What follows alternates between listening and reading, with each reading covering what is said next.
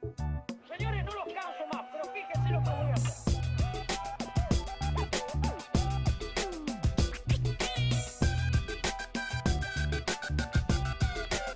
Montevideo se enciende entre verde y cemento, la fauna se revuelve, historias cotidianas en un puzzle diferente, hablando la gente se entiende. Todo lo mejor que tenemos.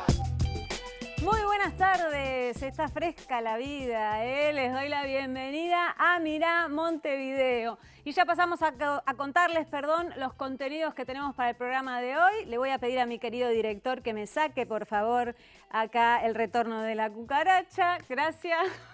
Y ahora sí, les cuento que en unos minutos Jorge Temponi nos va a estar presentando un nuevo capítulo de Contextos, esta vez sobre la producción de hisopos en emergencia, y que es un trabajo conjunto de distintas facultades de la UDELAR con el PTI, el Polo Tecnológico Industrial del Cerro. Y en el segundo bloque yo voy a estar conversando con Robert Pérez, que es psicólogo, grado 5, justamente de la Facultad de Psicología, y especialista en salud mental comunitaria. ¿Por qué? Porque en Uruguay hay una gran población de personas mayores de 65 años, ¿no? Se dice que Uruguay es un país envejecido. Sin embargo, gran parte de esta población mayor de 65 años está invisibilizada, estigmatizada, se la maltrata, no solo a nivel familiar, sino también a nivel social e institucional. Entonces vamos a estar hablando de esas cosas. Y ya le doy la bienvenida a Morena Ferreira. Muy buenas tardes. ¿Por dónde andás, More?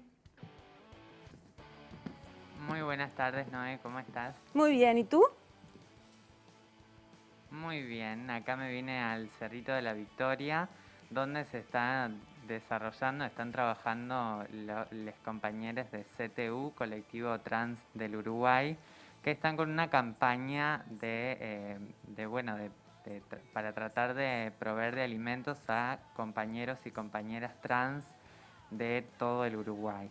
Y para eso voy a estar conversando un poco con Colette Spinetti y con Tomás Bertón sobre este trabajo que vienen realizando hace ya un tiempo, desde el principio de la pandemia. Colette, ¿cómo estás? Hola, ¿cómo te va, More? Muchas gracias por estar acá. Es importante este apoyo y en estos momentos. Muchas gracias a ustedes por acompañarme. Bueno, lo que nos gustaría saber es cómo va esta campaña para proveer de alimentos y de todo lo que necesitan las y los compañeros trans. Bueno, nosotros en este momento estamos atendiendo, enviando canastas a 13 de los 19 departamentos, a un total de 367 personas trans. Para eso nosotros buscamos colaboración, apoyo, hacemos campañas en las redes, le pedimos a la gente, vivimos pidiendo alimentos no perecederos, productos de higiene, higiene personal, que podamos enviar en estas canastas. Esto tiene que ver con arroz, azúcar, fideos, harina, polenta, leche en polvo, cocoa, enlatados de todo tipo, porque, bueno, ahora en el invierno siempre hay que alimentarse, pero en el invierno es como mucho más necesario, y no solo llenar la panza, sino alimentarse. Por eso también muchas veces pedimos lentejas, porotos de manteca, lo que sea, para poder alimentar y meter proteínas en el cuerpo que nos permitan enfrentar esta situación. Las personas trans históricamente son personas que están en el margen de la pobreza, y son además multidimensionalmente pobres.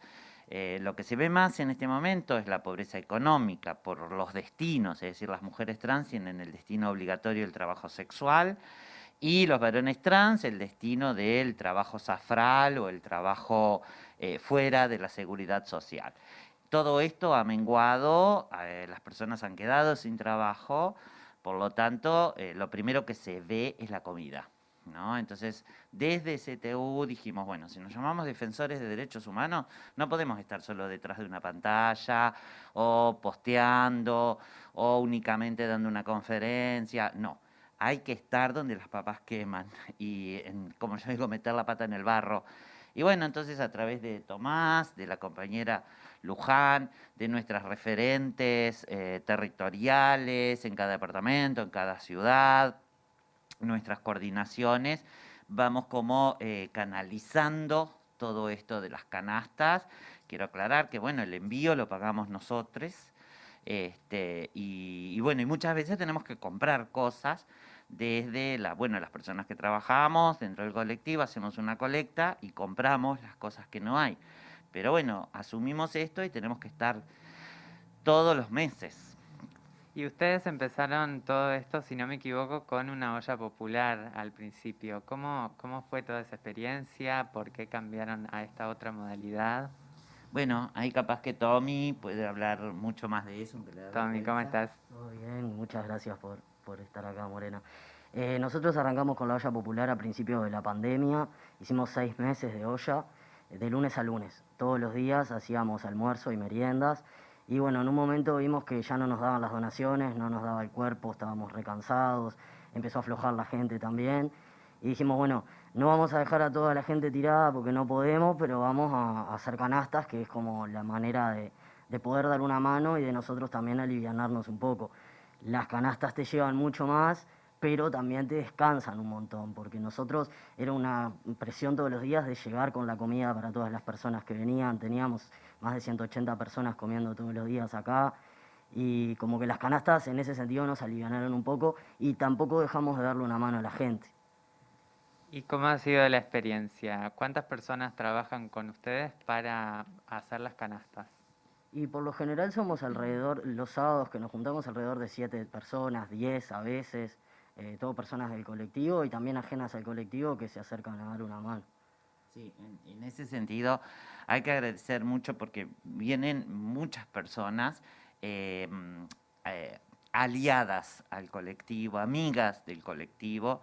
Que hay que agradecer mucho a las casas de Bou, que siempre están haciendo, a ver si no me olvido de ninguna, Polenta, Mineral, Glamazon y Culo, las 4 casas que hay acá. Siempre están haciendo eventos para juntar alimentos no perecederos para CTU. También, bueno, hay gente que hace rifas, hay tatuadores que hacen rifas para juntar dinero.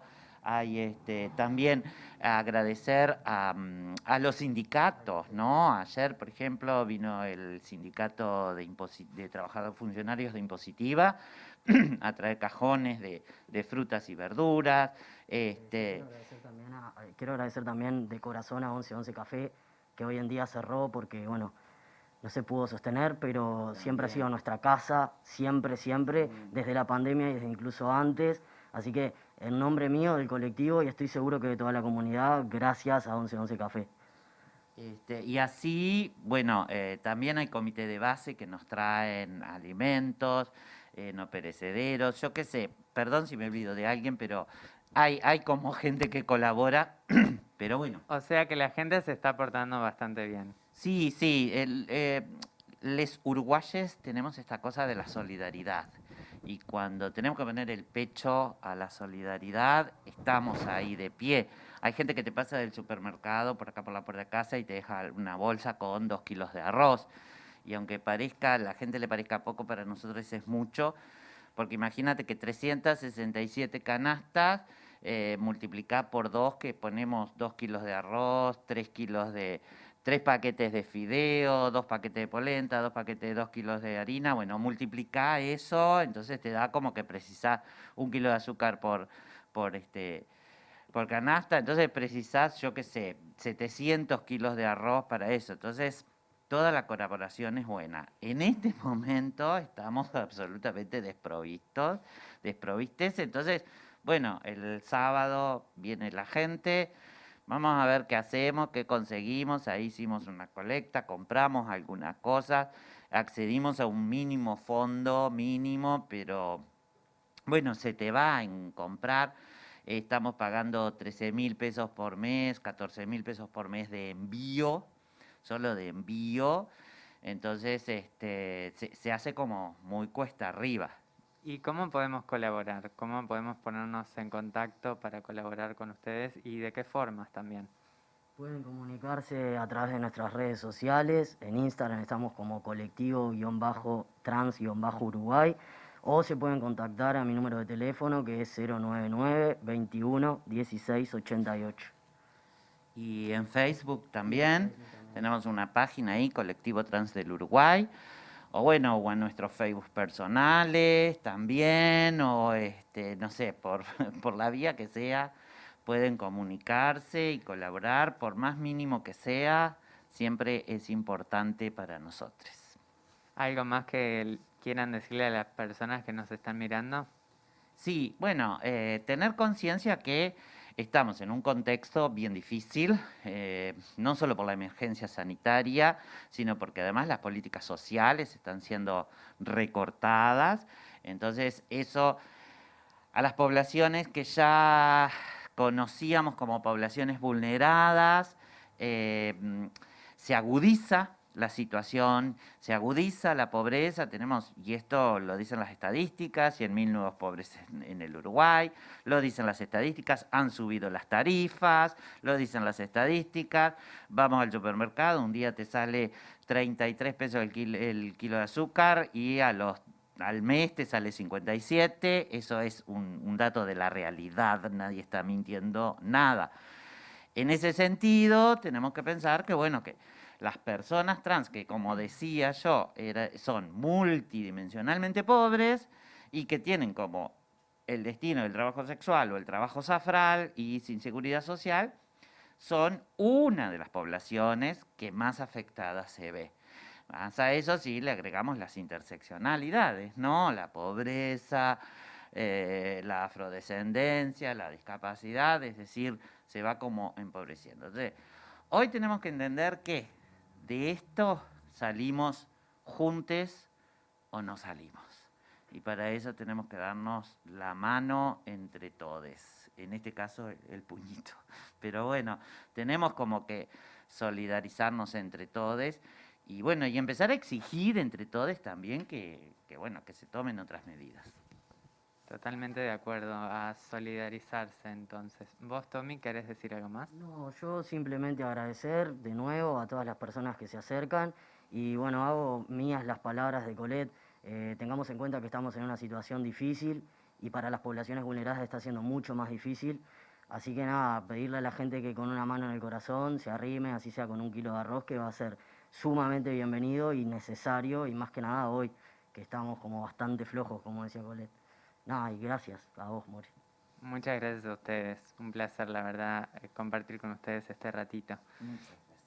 Volvemos a piso cuando quieran. Les pido que pongan ahí en pantalla los números de teléfono y todos los medios por donde se pueden comunicar para colaborar. Buenísimo, muchas gracias, More. Tranqui, que está en este momento en gráficos todos los números y las vías para colaborar. Gracias. Y como decía al principio Tommy, no aflojemos, no nos cansemos, los que podemos tomémonos un tiempo para ir y comprar alimentos y cosas necesarias y poder llevarlas y donarlas, ¿sí? Porque a veces uno dice, mañana, y así va pasando. Hay mucha gente que está necesitando un plato de comida en estos días y hace tiempo. Nos vamos ahora con otros temas también vinculados a la pandemia, pero este tiene que ver con la salud y para eso le doy la bienvenida a Jorge Temponi. Buenas tardes, Tempo, ¿cómo andás? ¿Qué hace, Campo? Yo sé que con esto te puedo. Hoy voy a empezar citando a un viejo amigo nuestro que siempre se renueva. Es el diccionario de la Real Academia Española. Me fascina, me fascina. Si te conoceré. Serendipia.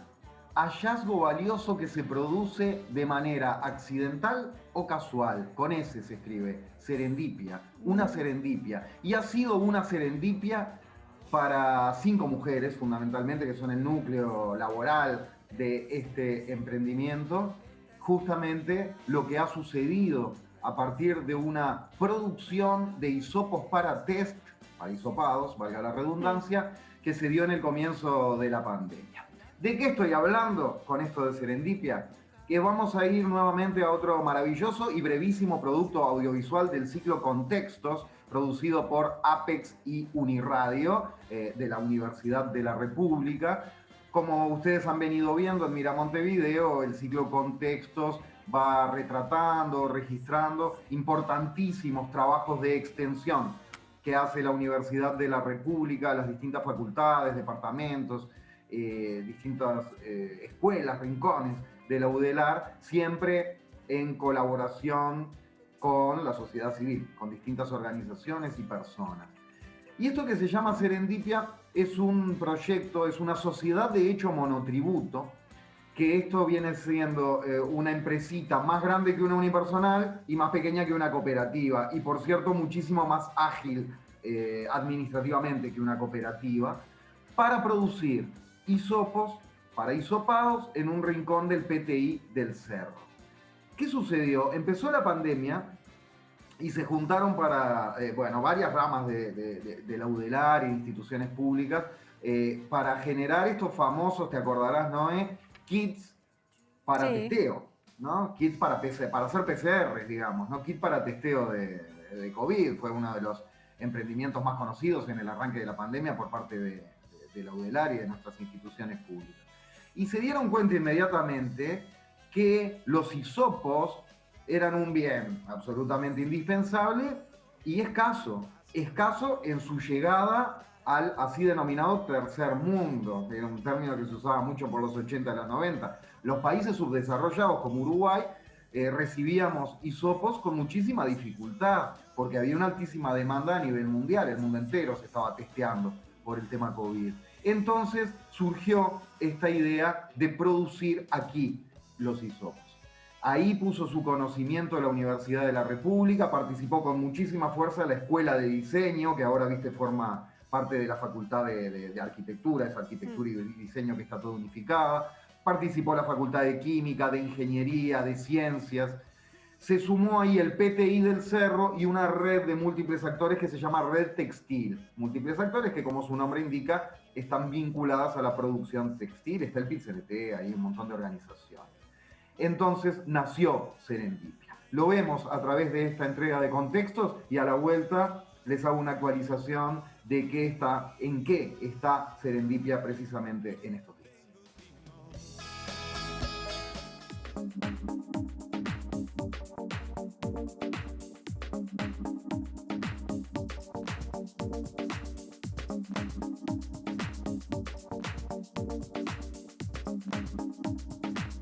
Este proyecto está marcado, entre otras líneas, dentro de lo que es la red textil. Empezamos a andar con la red hasta que nos agarró la pandemia. Se pudo unir toda la investigación de lo que era el desarrollo de hisopos y, por otro lado, el sector económico y cómo apoyar y apuntalar a los emprendimientos de la economía solidaria.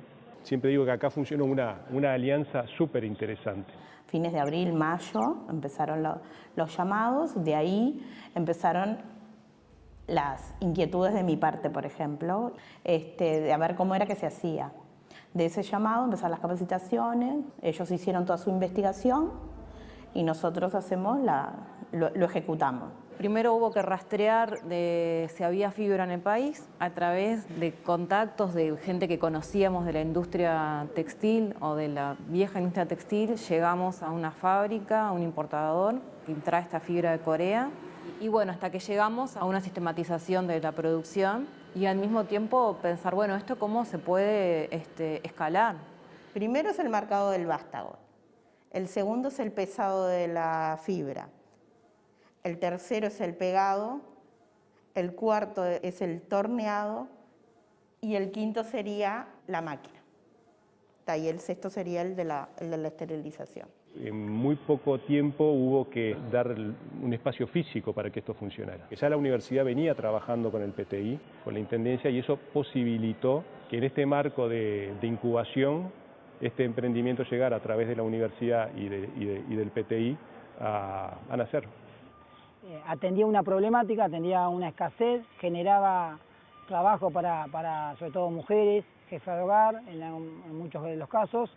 Y eso, bueno, teníamos la localización y bueno, fue parte de esa vinculación, de cooperación, complementación institucional con todos los actores que pudimos lograr que hoy sea una realidad, porque hoy prácticamente ya ha pasado un tiempo con perspectivas de profundizar en el área de trabajo y a su vez aumentar, diversificando otros productos y localizándose en un área ya permanente, ¿no? Trascendiendo esa lógica de incubación de emprendimiento a una lógica de establecerse como empresa dentro del entramado productivo industrial del parque.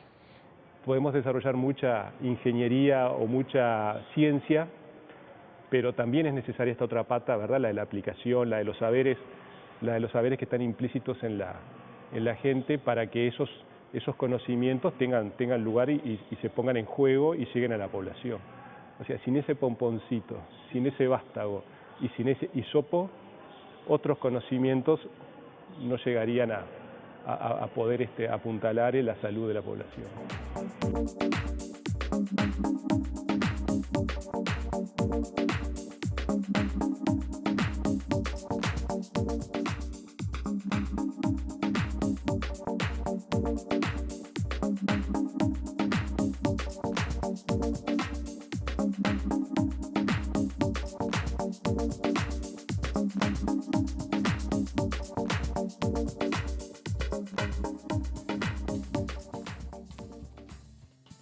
Otro importante trabajo en conjunto, ¿no? Desde la UDELAR con la comunidad. Totalmente, y útil para todos e importante para todos. Para uno, viste, que no sabe nada de este asunto, ni está en el mundo ciencias, un hisopo es un hisopo, algo que se mete en la nariz y te saca una muestra, pero claro, tiene unos estándares de calidad muy altos y unas exigencias muy específicas. Y hoy temprano le agradezco muchísimo, estuve charlando con Daniel Vergara, el profe de la escuela de diseño que veían ahí, el primero que declaraba, el joven canoso que estaba declarando, que estuvo muy por dentro y está muy por dentro de todo este proceso con estas 5 mujeres que laburan ahí en Serendipia y con todas las organizaciones que apoyan. Y me decía que específicamente fue importante que los hisopos fueran muy buenos. Se llegó a producir hisopos de muy buena calidad, de muy buen desempeño, tanto en la toma de la muestra allá arriba en la nariz, como todos sabemos que sucede cuando te hisopan, como tiene que tener buen desempeño el hisopo también a la hora de dejar la muestra en donde se va a analizar. Bueno, que el hisopo es muy bueno, ¿tá? En todo sentido. Y que se hicieron muchos, ¿eh? Hubo un pico ahí, como figuraba en el tape de contextos, en que llegaron a producir de a 3.000 hisopos por semana. ¿Qué sucede? Ahora están en un proceso de barajar, dar de nuevo, armar otra estrategia y tal vez reconvertirse, porque tuvieron un contrato muy importante en el inicio de la pandemia y del proyecto con el Sanatorio Americano, que les compraba su producción, básicamente, toda, a partir de ese acuerdo. Pero ¿qué pasó? Viste que te decía, llegaban pocos hisopos al principio de la pandemia. Bueno, empezaron a llegar más ahora. Se produjeron más hisopos en el mundo y a escala industrial, de a miles y miles y miles y miles por día. Y precisa 100.000, compra 100.000 en esas escalas, ¿no? Son escalas que no puede alcanzar el proyecto Serendipia. Entonces se están viendo, como ya venció y no se renovó ese acuerdo con el Sanatorio Americano, si consiguen nuevos clientes para colocar los hisopos que tienen y para seguir produciendo, y si consiguen también producir otras cosas, generar nuevos productos. En esas andan, reacomodándose y rearmándose, y le tenemos mucha fe que las mujeres de Serendipia, con todos estos apoyos UDELAR, PTI, etcétera, puedan seguir adelante y salir adelante para producir hisopos o lo que sea necesario. Seguramente, siempre van para adelante y perseveran y no se rinden y Sí. se reinventan. Sí, y es impresionante esto, ¿no? Que compartimos siempre del ciclo Contextos, que son historias de emprendimientos, de la universidad en relación con la sociedad, pero detrás de eso, o delante y poniéndole el cuerpo, hay cientos y cientos de historias humanas, ¿no? De personas que de repente estas cuestiones les cambia la vida, ¿no? Así que saludo a las mujeres de Serendipia y, como siempre, al PTI del Cerro, donde hay mucha gente llevando adelante sus emprendimientos, y como siempre a la Universidad de la República, tan gratuita y tan preocupada siempre por nuestra gente. Salud. Salud, absolutamente. Muchas gracias, Tempo. Nos vemos mañana. De nada, Campo, besote. Beso. Y nos vamos a una pausa y en el próximo bloque voy a estar conversando con Robert Pérez sobre el maltrato hacia las personas mayores. Ya volvemos. Bajo por la rambla, el paisaje respira. Cambios de pantalla y la luna despega. Luces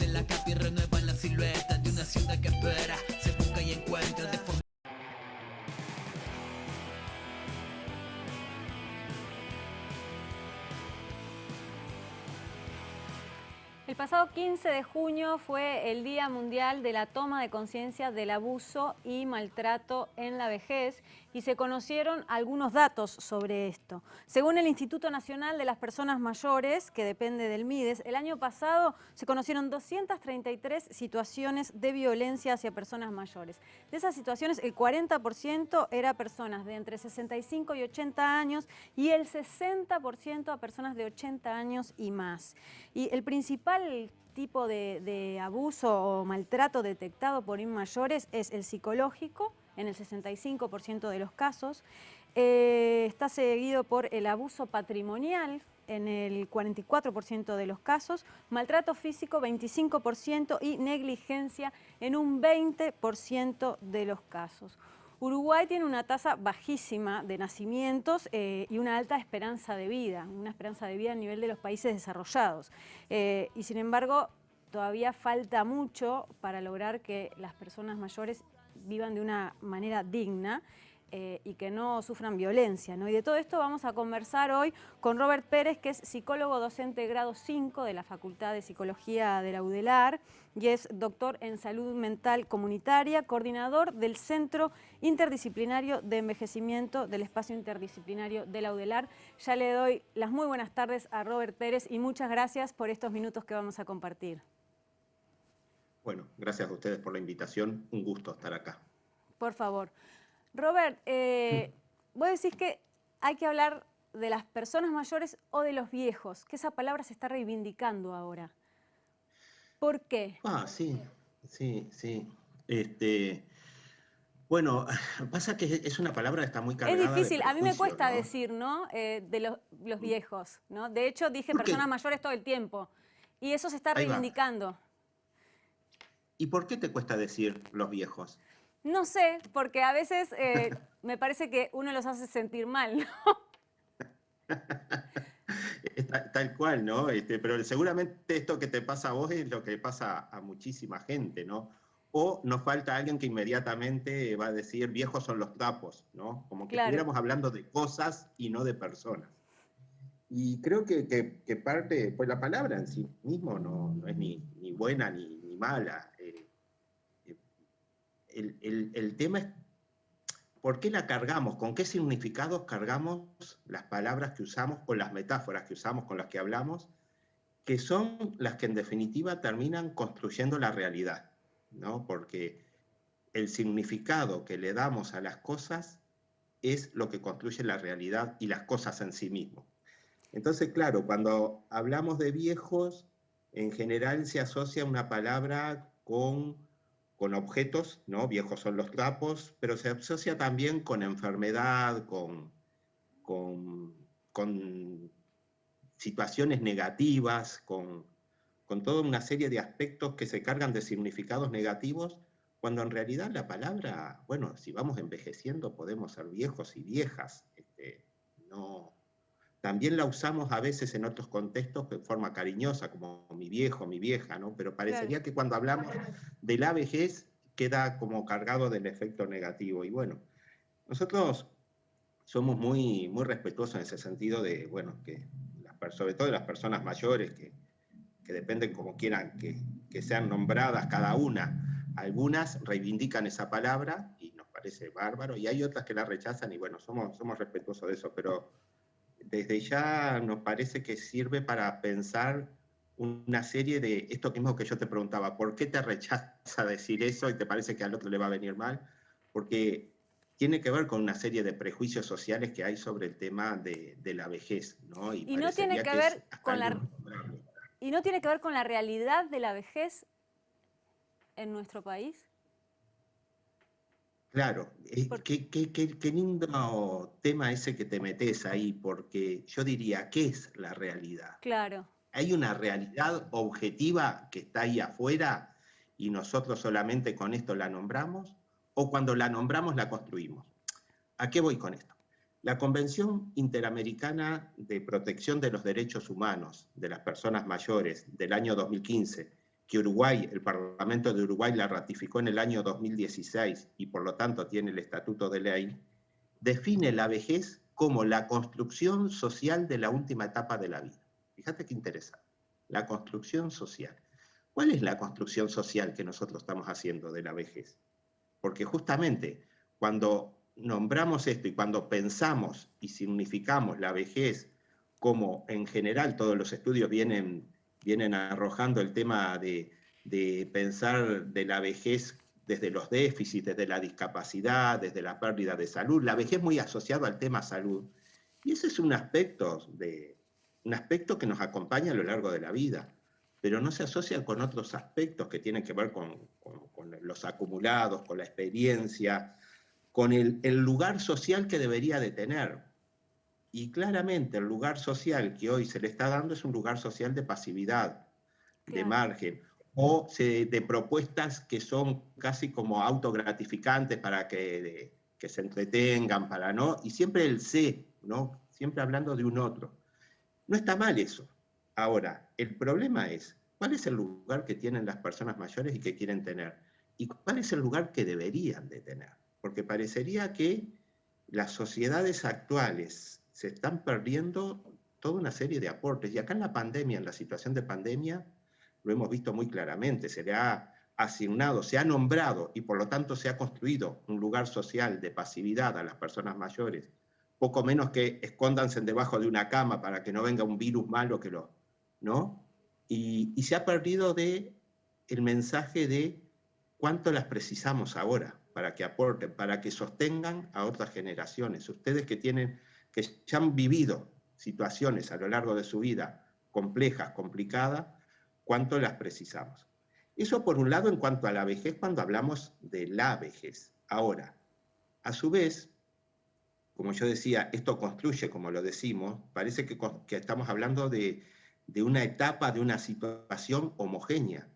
Y yo digo, vejez. La vejez si tiene que ver con la construcción social, en función de los años que nos separan del nacimiento, es una de las categorías que intervienen para pensar cuál es la vejez de cada uno de nosotros, de cada una de nosotras. ¿Qué pasa con otras categorías que también construyen el tipo de vejez que tenemos? Por ejemplo, el tema económico. Por ejemplo, no es lo mismo tener 80 o 90 años en situación de pobreza o en situación de calle que en una situación de tener todas las necesidades básicas satisfechas, de tener un buen ingreso, de tener, yo qué sé, no sé, pongamos, no es lo mismo tener 85 años y ser un expresidente o un senador de la República en ejercicio, o estar en situación de calle, o estar en un geriátrico con un déficit cognitivo. ¿Qué separan a esas personas de qué es lo que las iguala? Y los años que tienen que los diferencian del nacimiento, y después no tienen nada más en común. Y sin embargo decimos que están en la vejez, en esa etapa que queremos que sea homogénea, parecería. Y en realidad habría que hablar de vejeces, porque hay tantas vejeces como situaciones, y no lo estoy pensando en términos individual, sino como situaciones que se cruzan con otras variables o con otras situaciones, como género, clase social, etnia, cultura, Montevideo interior, escolaridad, etcétera, que nos marcan múltiples vejeces. Porque, permitime solamente esto, convengamos una cosa. A medida que vamos envejeciendo en la vida, somos cada vez más distintos. Somos mucho más parecidos cuando nacemos, o sea, los bebés son mucho más homogéneos y parecidos entre sí que las personas viejas. Porque a medida que vamos biológica y cultural y cognitivamente somos totalmente distintos, porque nos vamos cada vez diferenciando más a lo largo de la vida. Eso es parte del envejecer. Y Robert, si nos centramos en el maltrato, ¿por qué se maltrata a las personas mayores, digamos, o sufren más maltrato que quizá las personas adultas? Y no solo el maltrato familiar, que es muy común, o institucional, capaz que a veces carecer de políticas que estén bien, digamos, encaminadas hacia la vejez o mirando todos los puntos de vista, es una especie de maltrato, ¿no? Lo que decías vos, lo que pasó en la pandemia.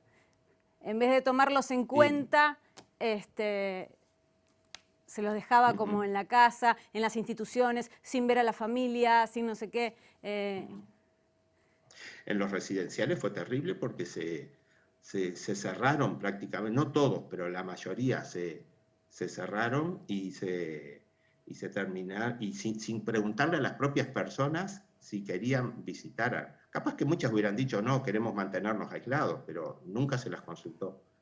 El maltrato en la vejez tiene que ver con eso, tiene que ver justamente con esa homogeneización que se da, y creo que ahí hay que poder diferenciar también los múltiples tipos de maltrato. Estoy pensando sobre todo en el maltrato de tipo psicológico, que es el más sutil, o el patrimonial, que son como maltratos que a veces cuesta más identificarlo. Y muchas veces ese maltrato lo peor es que se naturaliza en la vida cotidiana, como que fuera algo que se hace por el bien del otro. Por ejemplo, esto que decía, encerrar a las personas sin consultarlas, sin pedirles su consentimiento de si querían exponerse al virus o tener visitas, ¿no es una especie de maltrato? Y no, O el dejá que yo me encargo, ¿no? Dejá que yo me encargo, pero me encargo a mi manera.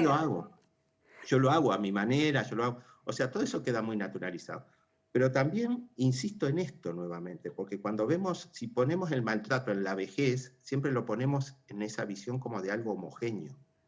Ahora, también existe el maltrato entre las propias personas mayores, y también existe el maltrato de personas mayores hacia personas de otras generaciones, si queremos tomar la noción de edad exclusivamente.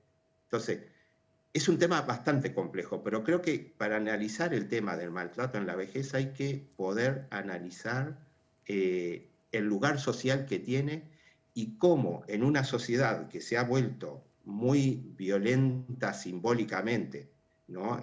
A partir de las comunicaciones que se vienen dando en los últimos tiempos y de la masividad de las comunicaciones, cómo ubicamos eso en la construcción de un otro que siempre se construye en clave de subalternidad, sea ese otro el distinto, sea ese otro el más vulnerable, y en este caso aparece ese otro como vulnerable por ser viejo, pero convengamos que esa persona viejo que aparece vulnerable es porque tiene otras vulnerabilidades alrededor, y ahí es donde hay que poner el foco, sea por sexo, sea por situación económica, sea por situación familiar, sea por carencias afectivas, pero ahí es donde tenemos que poner el foco principalmente para visibilizar este hecho. Robert, vos decías, es un tema muy complejo y en el que hay que profundizar bastante. Lamentablemente no tenemos tiempo hoy, pero vamos a seguir en cualquier otro momento hablando del tema. ¿Te parece? Como no, a las órdenes, y sí, realmente es un tema que conviene, sería bueno poder irlo como yo ahora planteaba un pantallazo muy general, pero tiene múltiples aristas que estaría bueno poder ir pensándolas para irlo desagregando y no tomarlo como algo homogéneo y único que termina, lo homogéneo y lo único termina refrendando los instituidos sociales, el status quo y las relaciones de poder y de dominación que ya están instituidas. Entonces, y que se terminan naturalizando. Totalmente. Robert, muchísimas gracias, un gusto. Bueno, gracias a ustedes, igualmente. Chao. Bueno, y nos vamos hoy con Luis Emilio Musetti, que es actor, acróbata y músico, y que justamente el año pasado sacó su primer EP, que se llama Sencillo, son 7 canciones, tiene bastante raíz en la música popular uruguaya, pero con sonido y arreglos más modernos. El tema con el que nos vamos es Imagino, y en esta canción está como invitada la actriz y cantante Alejandra Wolf. La realización del clip estuvo a cargo de Ramiro Firme y Santiago Musetti. Con todos ustedes, Imagino, Emilio Musetti.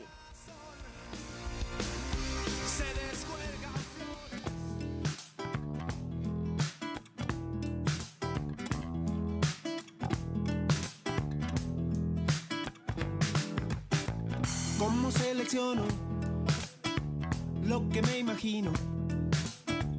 ¿Cómo aprieto el pomo de este carnaval?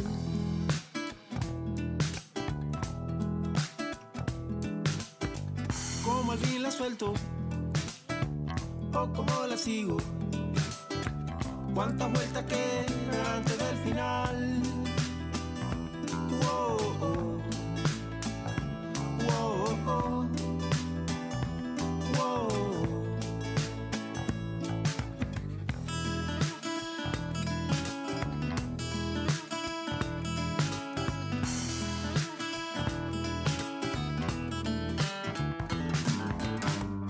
perdí algunas fichas.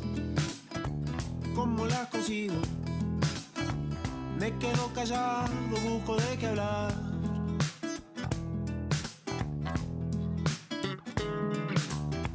Cuando viene el miedo, es como un zumbido. Si le doy cabida, se vuelve verdad. Oh, oh. Oh, oh. Oh. Si viniera una tormenta y me llevara lejos, ¿cómo haría para volver a empezar? Me pondría a buscar una ruta de regreso o me alejaría sin mirar atrás.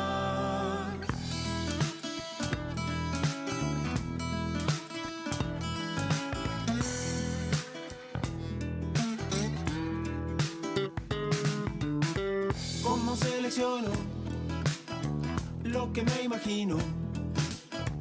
¿Qué pudo haber sido? ¿Dónde iré a parar?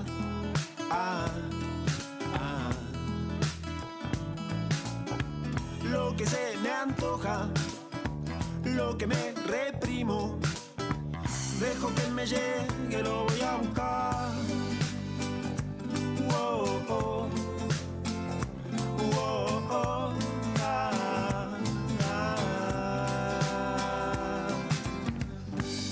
Si viniera una tormenta y me llevara lejos, ¿cómo haría para volver?